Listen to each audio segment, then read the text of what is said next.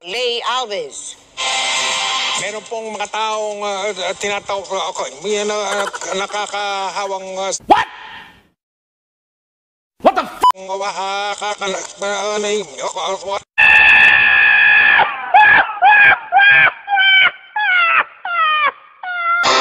Nasunog kagabi ang isang pabrika na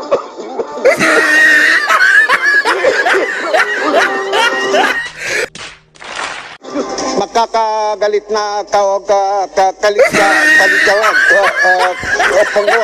galit gitna pa lang ng Mayo. Natutulog ang balita. Natutulog.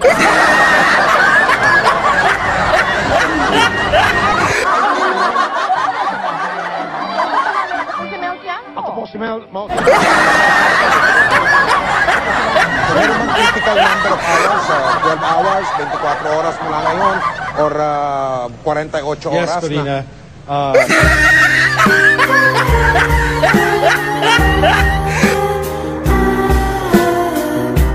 Huwag po kayong manahimik o magdalawang isip. Kung may alam kayong katiwalian o reklamo, ipaalam ninyo sa sumbungan ng hatto.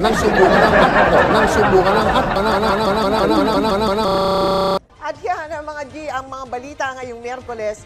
Mga kapuso, 58 araw na lamang. Pasko na. Ako po si Mel Tiangco. Ako po si Ivan Mirin.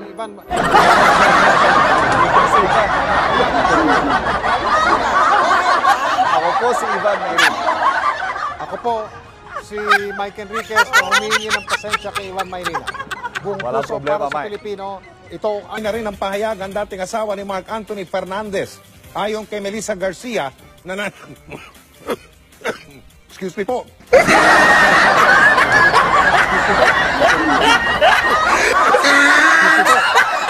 Nananatili ang galang niya sa akto sa kabila ng nangyari sa isang Facebook post. Sinabi ni Melissa, He tried it. excuse me po ulit. Kapuso, bumalik na po sa unang pwesto sa mga kandidato sa pagkapresidente si Vice Presidente George Barbinay. Yan po ay sa bagong survey. Excuse me po. Sa pagkapresidente, sa pagkapangulo. Excuse me po. Sa pagkapresidente, sa pagkapangulo. Karumal-dumal ang sinapit ng kapitan ng isang barangay sa lungsod ng Manila. Natagpuan siyang patay sa San Mateo, Rizal.